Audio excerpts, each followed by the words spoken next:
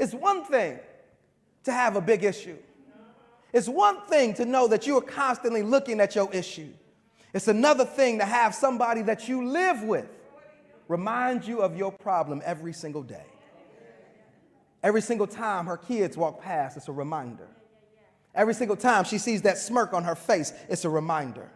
Every single time she sees the way that she's talking to her, she's treated, it's a reminder of what she does not have. Hannah is brought to tears.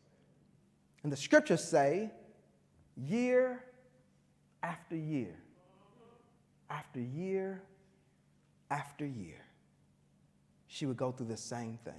You're the Lion of Judah. Lion of Judah. You are my Lord and King. You are my Lord and King. You're the Lion of Judah. Lion of Judah. You reign over everything. Reign over everything. Once after a sacrificial meal at Shiloh, Hannah got up and went to pray.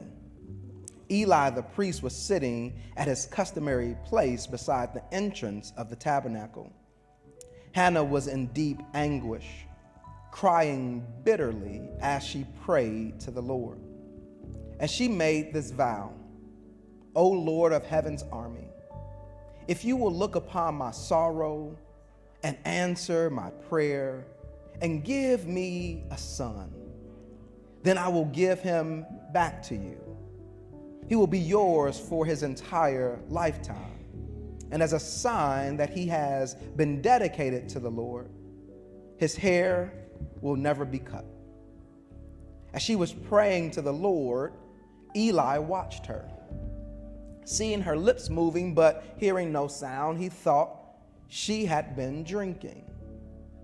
Must you come here drunk? He demanded. Throw away your wine.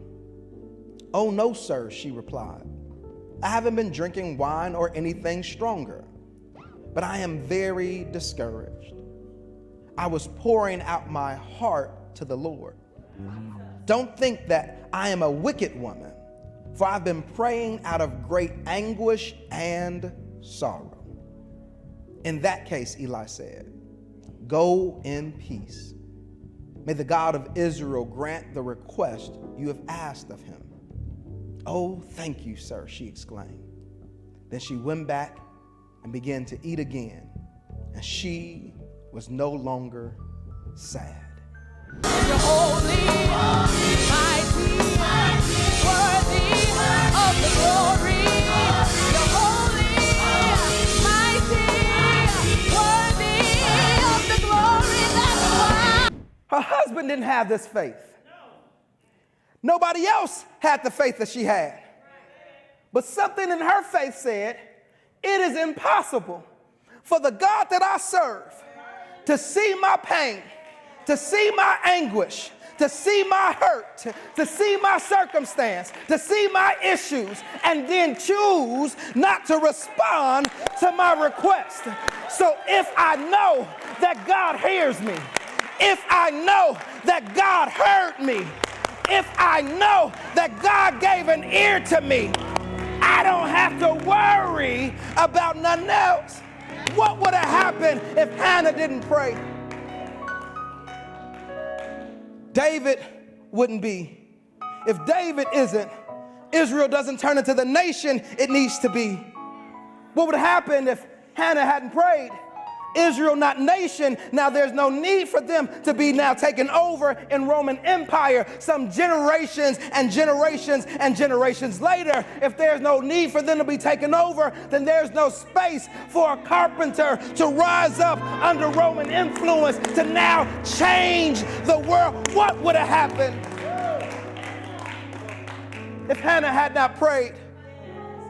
If they're not in Rome, the capital of the known world at the time, then how could they make sure now that when this carpenter raises up, that it literally has a message that can go everywhere? If Hannah didn't pray.